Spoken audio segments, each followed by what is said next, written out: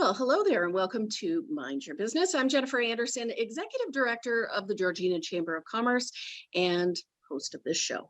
Well, this is a show for business and about business in the town of Georgina. And certainly this episode is all about businesses and for businesses, helping them to achieve success in certain areas. There are a number of things for businesses to consider in order to achieve success. And one of them is certainly customer service. The other is aligning your brand and niching to make sure that you are reaching the right customers. So it's all focused on customers today. And I have two experts on the show today who can help to talk about these issues. First, let me introduce them to you. Sandra DiDomenico is the new Marketing and Events Coordinator for the Georgina Chamber of Commerce. Hi, Sandra. Hello, thank you for having me. I'm so excited to be here. Well, we are so excited. First of all, congratulations. We love having you aboard at the Chamber of Commerce. So we're excited about that. And we're excited about all of your background and what it brings to this position. So I'm excited to be able to talk to you about customers today. Yes, thank you so much. And second, we have Sharon Worsley. Sharon is the Senior Manager of Chamber Success for the Ontario Chamber of Commerce. Sharon, welcome to the show. Thank you very much. So excited to be here, to be of service to the business community that you're in. Well, and Sharon, like Sandra, your background has led to a lot of what you are doing and what you were speaking about today with you have 25 years of experience in the hospitality and tourism industry. So you understand the importance of not just customer service, but customer experiences. So I'm excited to be able to talk to you. First of all, tell me a little bit about your work, your background, and what's led you to today. Well, as you mentioned, I had 25 years experience in hospitality and tourism. I started when I was like 2 years old. Yes. But it was very vast. It was having worked for an international airline in Australia, which was considered the job to have if you were working for a company because of its customer service. And then different areas of the hospitality and tourism industry, from being a buyer for a meeting planning company to being a national trainer for a travel company across Canada. And then the final role I had in that industry was a senior sales manager for a 4-star, 4-diamond hotel. Beyond that, though, I've spent a lot of time being different roles in my own business. And that ranges from being an executive coach, working with senior executives up to chairmen of boards, right down to sales professionals and helping them. Professional speaker. I started my professional speaking career actually talking about customer service because of my background. I'd be invited to do a lot of that. And then also as a business development consultant. I actually was a member of the Toronto Region Board of Trade, a business member, before I came here to the Ontario Chamber of Commerce. And there I used to bring in different businesses and teach them a system that I had created to help them flourish in their business. So customer service, or as I like to call it, customer excellence, is a big passion of mine. So that's my next question, because, everybody talks about, and maybe it's a little bit of a buzzword, that customer service, but what's the difference between customer service and customer excellence? So I actually have, in my mind, I have 3 different categories of customer service or whatever people want to call it. The first level is customer service, which again, like you say, is the term that most people use. Then I move it up to customer care, and then finally customer excellence. So the best description I can give that people can relate to, no matter what business they're in, is just imagine you go into a grocery store and you go in and you want to find something, but you're not sure what aisle it's in. So you see one of the grocery store workers and you go up to them and you say, "Can you tell me where X product is?" And they go, "Oh, it's over in aisle number 7. So in that case, I consider that just customer service, the very least you can do. Right. If the worker were to move and get up and sort of walk you over to the front of the aisle and say, "Oh, it's down here, down at the end," they've moved the bar up a little bit. So to me, that's customer care. They care a little bit more. What do you think customer excellence might be in that scenario?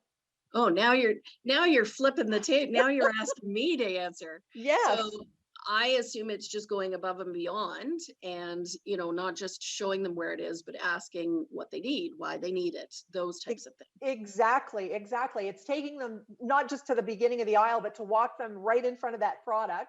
And then if a staff member is really, into customer excellence, they'll ask, is there anything else that you need? Have you thought about another type of product?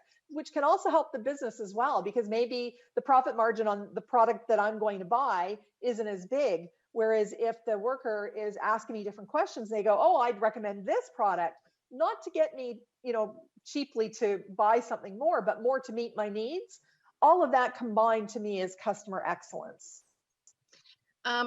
My next question was going to be, why is this so important? But I mean, it's pretty obvious why it's important. It's going above and beyond for the customer experience, but it really is that ripple effect of creating success as a result of going above and beyond. Is that a fair statement?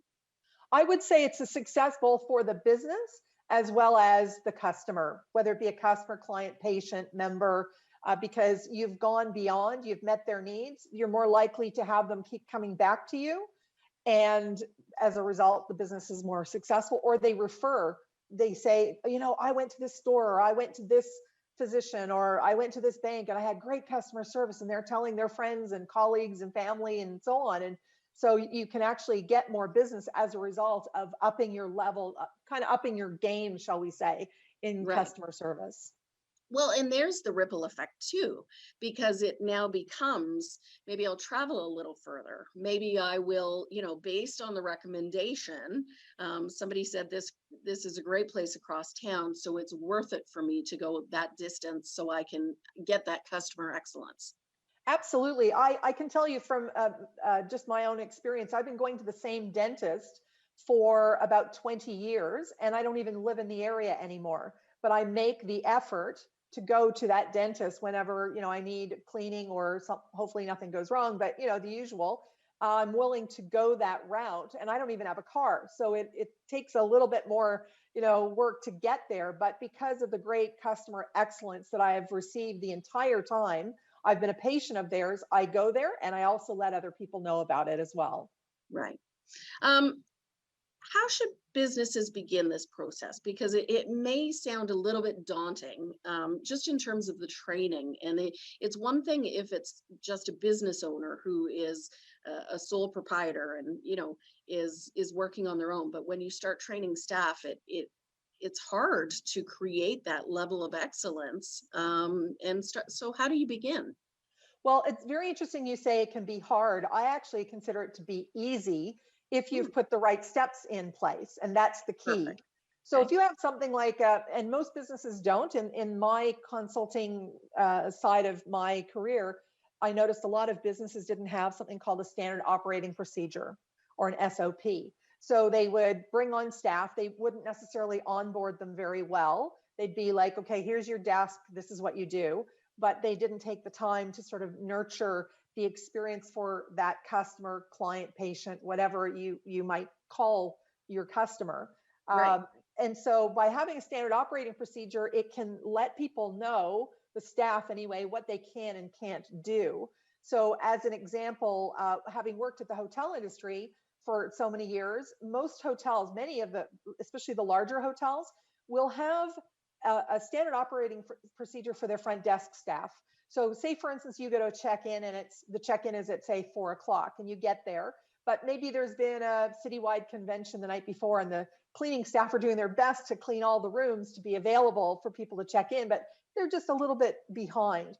So that staff member at the front desk, they may have already been told that if anything like this happens, you have a couple of choices. You don't need to go to your manager for. So as an example, it might be, okay, you can send them to the bar for a free drink, or you can send them for a free dessert, or when they check into their room, make sure you send wine and cheese up to them with a note saying thank you for your patience.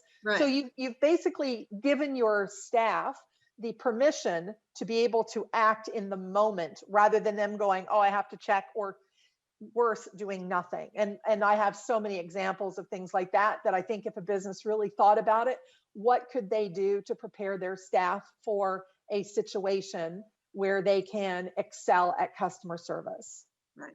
Now, I know you have a number of strategies that you can put into place. Let's just talk about a couple of them. What are some of the strategies that businesses can do to excel in the area of customer service? So a few of them, just like I was saying, for instance, having an onboarding process Right. to really excel at that. And then things like to really listen to your customer. You can find out so much if you really listen. And that could be a restaurant with a server. If someone's not sure about what they should order, maybe they've come to the restaurant for the first time. The staff member, the server might say, may I offer a suggestion? What sort of things do you like? And then give a suggestion. It could be, you're checking in at a chiropractor office and they have a great onboarding procedure to be able to help you get settled in, feel comfortable, and then book your next appointment.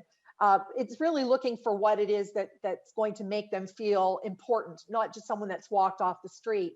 And then another one is, looking at the products and services that you currently offer. What are some of the services and products that your customer may be able to use and you're not offering right now that you could? By having a conversation with them or asking for their feedback or noticing things about them or their conversation, you may be able to offer them, which obviously is going to help your business and to keep that customer, but it's also going to be service to them as well. Right. Right. I think I mean, so you said it sounds easy and it should be easy. It's just having that plan in place. And like the example of the hotel, being proactive rather than reactive in these moments helps to Yes. create success as well. Absolutely. Yes. And the reason why I say it really is easy, it's yes, you do have to stop and think about it beforehand. But when you think about it, isn't it easier to look after your existing customers than it is to go and get new customers? And that was in a lot of conversations that I've had with business owners, they're always looking for that next customer. And often they forget about the strategies that they can put into play to keep the ones that they already have, because that's a lower cost of acquisition. So they don't have to be always looking for the new ones all the time. And I know that, within my role at the Ontario Chamber of Commerce, I've had conversations with various chambers and boards of trade about, what are they doing to keep their members satisfied so that they don't have to keep, obviously you want to build your chamber or board of trade and bring in new members, but it's not always like, oh, we're down on numbers, we have to, go and find new customers, or in their case, members. What can you do to ensure that you're keeping them happy? And of course, you can't keep everyone happy, but there's certain things that you can do to do so that you don't have that attrition. Right. One more quick question before we bring Sandra into the conversation. We've talked about the things you should do, anything you shouldn't do. What are the no-nos? Oh, wow. There's a lot of those. I'm very much what people call a people watcher. So I can't help it. It's just something that comes to me. I watch what people and businesses do or don't do. And I've, created the opportunity to be able to share that through various ways to help businesses. And so some of the things that businesses, shouldn't do are, first of all, not listening to your customer. Also, making sure you're following up. And that could be, for instance, even if you've got a restaurant, you could be building an email list. And a lot of restaurants miss this. You could be building an email list where the person, you have to make it enticing, of course, but maybe you celebrate their birthdays. And so on their birthday, you send them an email, and there's services out there online. You can send free cards even, and remind them that you're going to give them a free dessert if they come in on their birthday. Things that people shouldn't be doing in their business is forgetting about any sort of follow-up. So if for instance, you're in, say, something like chiropractic physiotherapy or financial planner or tax accountant, anything like that, it's following up with your customers, even if it's just to say thank you, like when they become an initial customer. Thank you very much for entrusting your expectations in us, things like that. Many don't do that. I had a chiropractor that I was a patient of that when we had the lockdown in 2020, in May, my birthday. So we'd been locked down for about 6 weeks or so. They previously were always sending out birthday messages. They sent out a message saying, "Hey Sharon, happy birthday. I hope this is your best year ever." And we had just started a pandemic. So what they didn't do was they didn't update the card that was being sent. So I get this card about the best time ever and all of that. Meanwhile, we're going through all the pangs of COVID. So it's Right. just being aware of what you're doing and how it can be perceived. And what a lot of businesses are not doing is finding out what it is that their customers want. So they're doing sometimes the reverse. So it's like, don't do that. Find out what you should do instead. Perfect. Thank you so much, Sharon, for your wealth of knowledge and your expertise. I really, really appreciate it. Happy to share. All right, Sandra, we're going to shift a little bit, although we were talking a little bit about online and creating and aligning our customer experiences to the way we do business. So let's bring you into the conversation. You are the marketing and events coordinator here at the Chamber, but you are also trained as a confidence coach. So what does that mean? Yeah, for sure. So a confidence coach is really enhancing your confidence to have presence, if we're pertaining to businesses, to gain visibility. And how do you, showcase your persona and your whole branding and what have you. So confidence can come in, the confidence piece can come in many ways. Specifically, I focus on video content. So people showing up in front of the camera, because that is the way that we are showing up these days on socials, right? So that's also part of the presence and showing up confidently. And it sounds to me like a no-brainer, that confidence piece and building your confidence as a business owner, as a business person, extends into what you're doing for your business. Yes, it does. But some people are just not confident, and I understand that. But that's something you can actually work through some personal growth and opening up the mind. Maybe even showing up on camera like this, encompassing with other people, might make you feel more comfortable for the first time, and that's what I highly recommend, so that you can go forward and show up on camera for other occasions to showcase your business. Perfect. So tell me, what is branding your business and why is that so important for business owners to be doing? Absolutely. So having a cohesive brand is really important when showing up for your business, especially when you're offering a service or product and you want to show up and obviously going to result into a sale. You want to have that connection that with people. So your colors and your branding, your logos should be the same across all your social media platforms, so people can easily find you. That's the key of having the right branding, right? So if they saw you on one platform and then on your website, you want to make sure it's the same profile picture, you use the same wording, text. This is how you're drawing in your client and your potential customers or your regular customers, so that they can find you easily. So the same then as aligning your brand, it would also be to create your niche. What Yes. is that? What is creating your niche? So having a specific niche. So often businesses will, offer their services and products, yet they don't zone in on their messaging and how they're showing up either on socials or in their newsletters or their advertising marketing. You want to make sure that you're showing up niching down to be specific who your target audience is. So, for example, let's say I'm a wellness practitioner or a naturopath, but I specifically work with perimenopausal women who are suffering with hormones. So I help women 45 plus who are in perimenopausal and dealing with their hormones.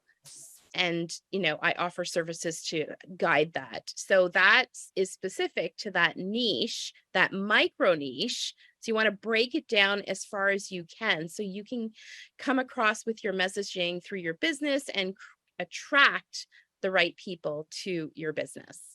And that's why I had both you and Sharon on the show today and on the same episode, because it's great. You have to work on your customer service and the whole customer experience, but also knowing your niche, defining who your customers are, will Yeah. also create some success for you in certain businesses. If we're dealing with retail, it's a lot of different customers, but certainly if Right. you are in a service, then you want to make sure that you are creating those niches and micro niches. Am I correct?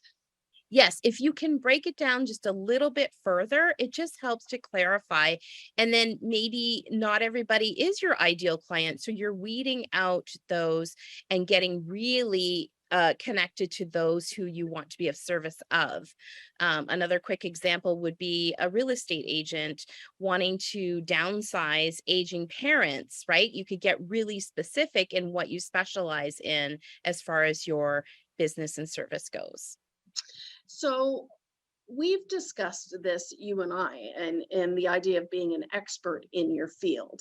Why is that so important when you are creating good customer experiences?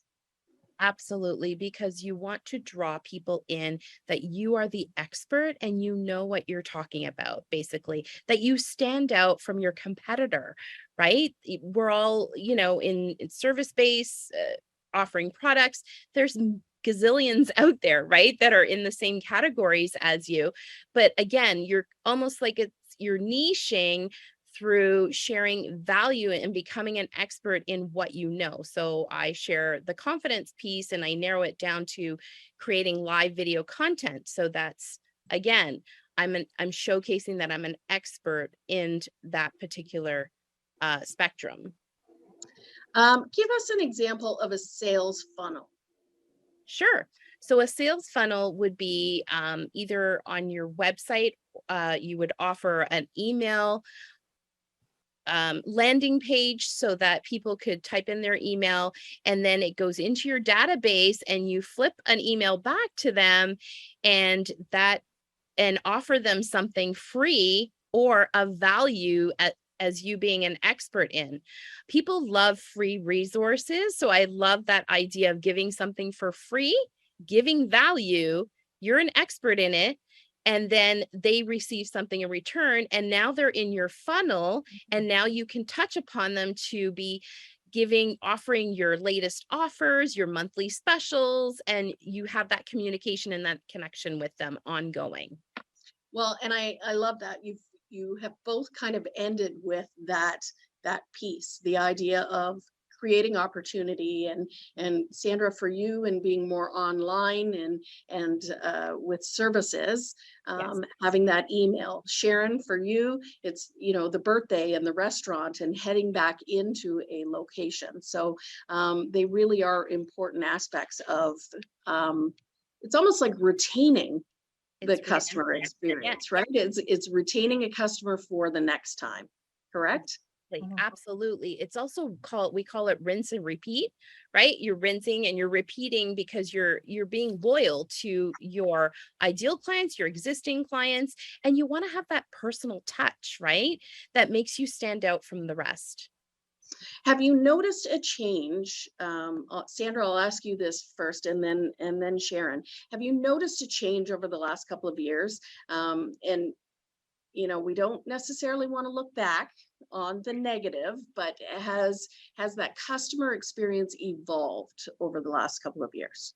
Absolutely. I think so. I think a lot of people had time to reflect and revisit their brand, how they do business with their customers and their customer excellence. Absolutely. I don't think there's ever enough of going above and beyond, as Sharon mentioned, right? So we are always making that connection. And I think businesses had time to do that during, because some of them obviously didn't have business happening at that time. So it was a great way to, pull our hats together and think out of the box and how we can reconnect. Sandra, do you feel that, or sorry, Sharon, do you feel that way too? I know that you've worked with so many boards of trades and chambers of commerce over the last, especially over the last couple of years, but have you heard that kind of ripple effect for businesses? Yes, I have. And you said, not thinking about the negative. I actually think that there's a gift in the negative, that if businesses were suffering because of what we were dealing with, how could they turn that around and realize that maybe there was something missing, or an opportunity that they weren't taking advantage of, or a different way that they could change their business slightly to be able to retain their customers, or even re-engage past ones. So whether it be, maybe you didn't have a digital presence at one time, but now you do. And of course, we know that there have been different grants that have been available to certain organizations to be able to do that. So it really was a case of looking at, like Sandra was saying, thinking about how things are working and stepping back, and what could I be doing differently? How can we be treating our customers differently? And the challenge too is that, yes, there's definitely lots of competition. If anything, there might actually be more competition now, because there is more of a presence online. And myself, I didn't mention in the beginning, I also have an internet marketing background. So I've noticed a lot about how some of these businesses have changed. But what a lot of people don't also realize is your competition is not necessarily the restaurant down the street, if you're a restaurant, or the dentist, if you're in an area where there's a lot of dentists. Your competition is also the customer who's choosing not to take action. And a lot of businesses don't think about that, because if people don't take action, they're not spending money, they're not coming into your business. So that is a competitor, but not a lot of people realize that. So you have to have a compelling offer or compelling service to be able to drive them to come back to you, or to come to you for the first time. Right. Sandra, last word goes to you. Is that true in your case? Is aligning your brand really going to help a customer returning and coming back to you? Oh, absolutely. It's just, again, it's like the rinse and repeat concept, right? You want to make that personal connection with the customer so that they come back, and that is your brand. You're like the spokesperson, you're the forefront of your business. So you want to be able to attract them in so that you can share something that you have to offer, right? Amazing. Perfect way to end the show. Thank you so much, Sandra. Thank you, Sharon, for being a part of the show today. For more information about Mind Your Business, you can head to the Chamber's website, georginachamber.com. You can also head to rogerstv.com and search past episodes. We have all of the episodes that are listed by topic. This is our 65th show, so lots of episodes, lots of information available over the last couple of years. On behalf of Rogers TV, Georgina, and the Chamber of Commerce, thanks so much for watching. We'll see you next time on Mind Your Business.